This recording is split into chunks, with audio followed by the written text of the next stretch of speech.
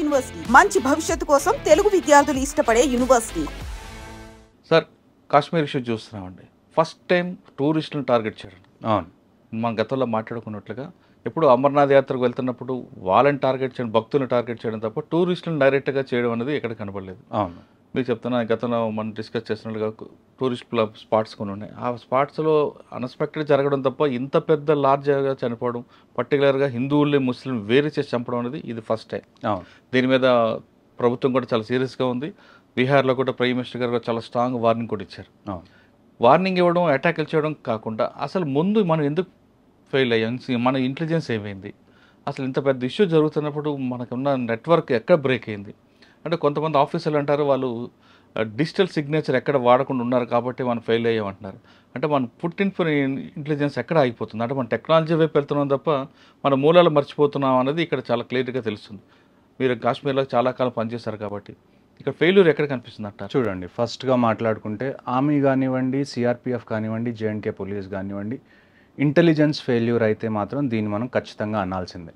దానికి ఒప్పుకోవాల్సిందంటారు. ఒప్పుకోవాల్సిందే. తప్పు ఉన్నప్పుడు ఒప్పుకోవాలి, అప్పుడే మనం దాన్ని కరెక్ట్ చేసుకోగలదు.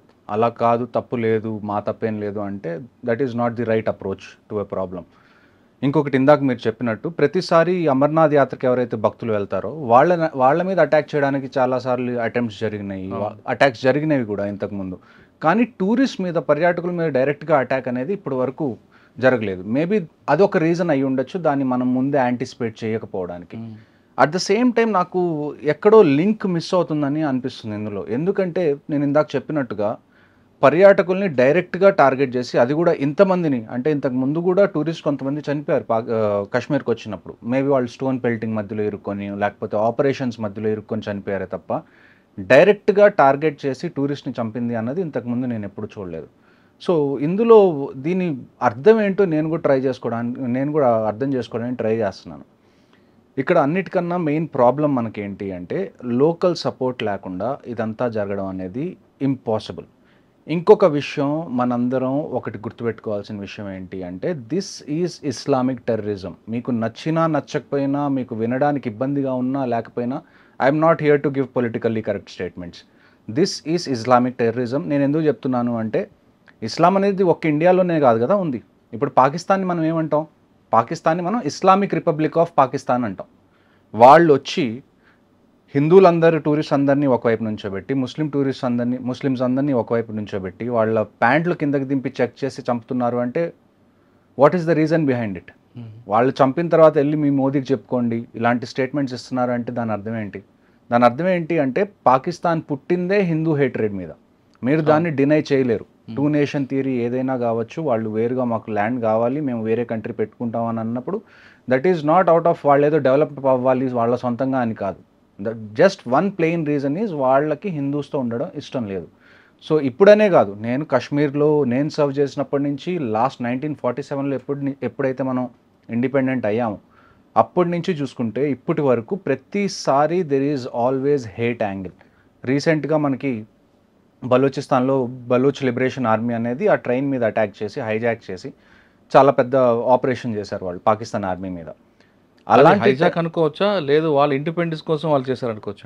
ఇండిపెండెన్స్ కోసమే ఈ ఫైట్. కానీ దాని హైజాక్ అని అనకూడదు. హైజాక్ ఎందుకు అంటున్నాను అంటే అందులో వాళ్ళు ఒక్క సివిలియన్స్ని కూడా ఎక్కడా టచ్ చేయలేదు. ఆ జనరల్గా బలూచిస్తాన్లో క్వెటా అనే ఒక ప్లేస్ ఉంది. అది బలూచిస్తాన్కి మీరు క్యాపిటల్ సిటీ లాగా అనుకోవచ్చు. ఆ ఏరియాలో చాలామంది ఆర్మీ వాళ్ళు కానీ డిఫెన్స్ ఫోర్సెస్ వాళ్ళు, పాకిస్తాన్ వాళ్ళు అక్కడ పోస్టింగ్ ఉంటారు. కానీ అక్కడి నుంచి మెయిన్ పాకిస్తాన్కి రీచ్ అవ్వాలంటే ఆ ట్రైన్ ఒక్కటే దారి. సో ఎవరైనా కానీ పోస్టింగ్కి వెళ్ళినా, డిప్లాయ్మెంట్కి వెళ్ళినా, మళ్ళీ లీవ్కి వెళ్ళాలన్నా కానీ ఆ ట్రైన్ ఒక మెయిన్ అదొక్కటే లింక్, కనెక్టింగ్, అది మెయిన్ కనెక్షన్ పాయింట్ అనమాట. సో దాని మీద వాళ్ళు అటాక్ చేసి హైజాక్ చేసినప్పుడు కూడా ఒక్క సివిలియన్ని కూడా వాళ్ళు అక్కడ ఉంచడం కానీ వాళ్ళకి హాని చేయడం కానీ చేయలేదు. సో ఇదే ఇప్పుడు even if you are fighting, మీరు ఒకవేళ ఫైట్ చేస్తున్నా కానీ there are some unsaid rules. ఈ అన్సెడ్ రూల్స్లో ఒకటి ఏంటి అంటే టూరిస్ట్ మీద ఎప్పుడూ డైరెక్ట్గా అటాక్ చేయకూడదు అనేది ఒక అన్సెడ్ రూల్. ఎందుకంటే ఒకవేళ టూరిస్ట్ మీద అటాక్ చేస్తే పాకిస్తానీ బేస్డ్ టెర్రరిస్ట్ కానివ్వండి, లేకపోతే కాశ్మీరీ బేస్డ్ టెర్రరిస్ట్ కానివ్వండి, వీళ్ళు అట్ ద ఎండ్ వచ్చి విధ్వంసం అంతా సృష్టించాల్సింది ఎక్కడ? కాశ్మీర్లో. ఒకవేళ టూరిస్ట్ని ఏమన్నా చేస్తే టూరిజం ఎఫెక్ట్ అయింది, దానివల్ల లోకల్స్ ఇబ్బంది పడతారు, లోకల్స్ ఇబ్బంది పడితే ఆ టెర్రరిస్ట్కి వాళ్ళు సపోర్ట్ ఇవ్వరు అని ఎక్కడో వాళ్ళకి తెలుసు.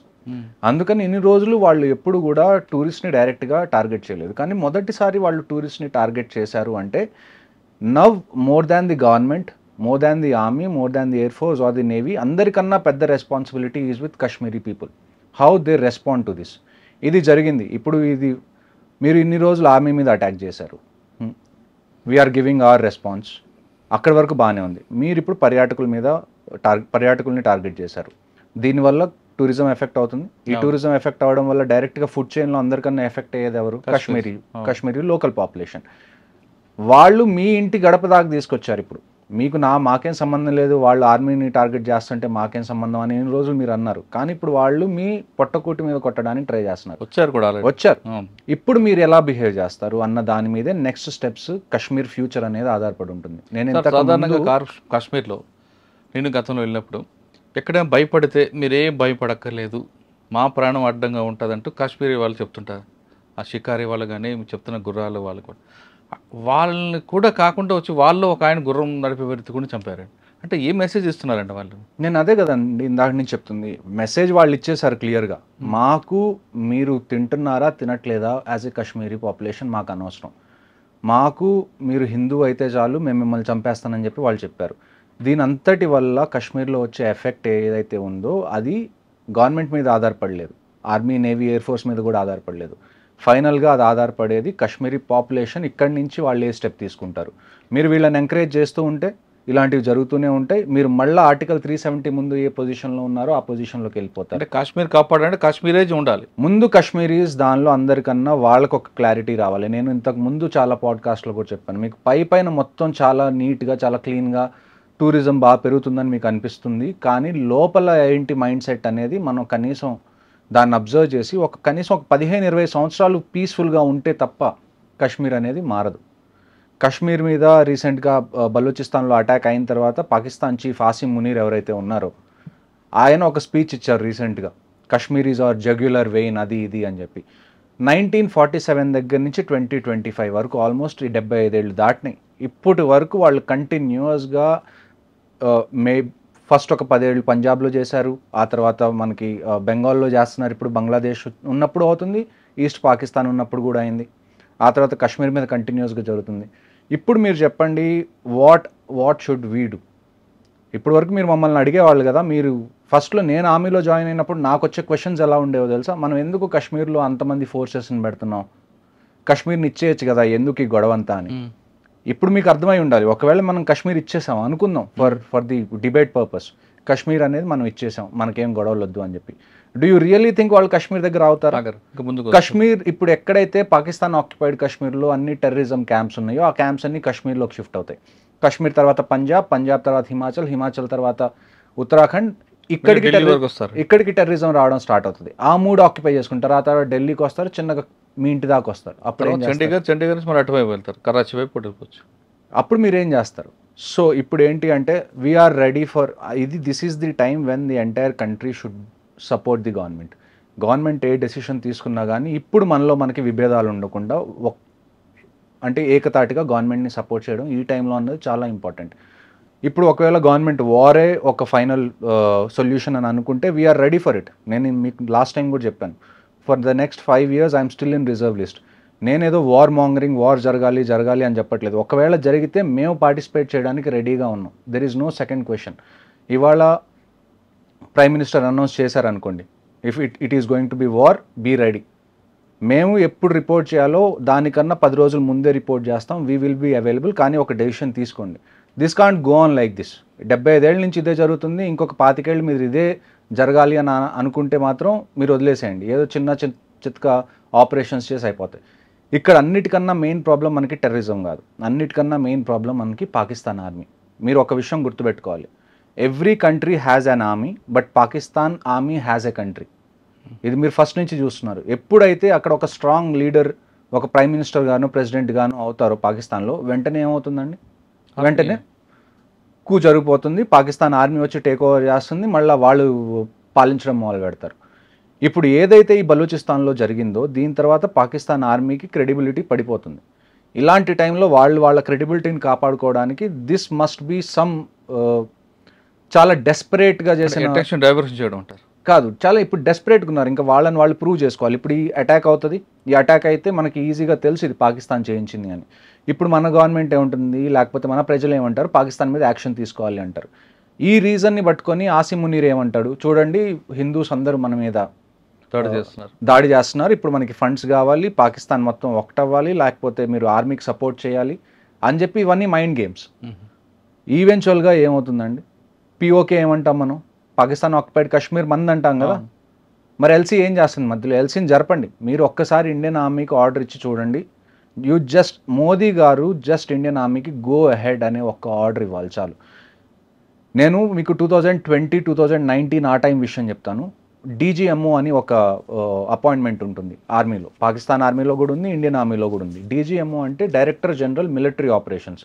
అంటే ఈ రెండు కంట్రీస్లో ఏ మిలిటరీ ఆపరేషన్స్ జరగాలన్నా అది డీజీఎంఓ దగ్గర నుంచి ఇనిషియేట్ అవుతుంది. అలాంటి DGMO, Pakistan DGMO 15 core commander, మీరు చాలా టీవీ షోస్లో చూసుంటారు. జనరల్ కేజేఎస్ ఢిల్లో అని చెప్పి ఒక లెఫ్టినెంట్ జనరల్ ఉన్నారు, 15 కోర్ కమాండర్ ఆయన. జనరల్ టైనీ ఢిల్లో అని కూడా అంటారు ఆయన. ఆయనకి డీజీఎంఓ పాకిస్తాన్ డైరెక్ట్గా ఫోన్ చేసి, ఏంటండి మీరు ఎల్సీ దగ్గర చిన్న ఏదైనా జంతువు కదిలినా కానీ మీరు అంత అటాక్ చేస్తున్నారు అని. అలాంటి ఆపరేషన్స్ ఇంతకుముందు జరిగినాయి. This is not the first time. The only option right now we have is LC మీద దీపావళి జరగాలి.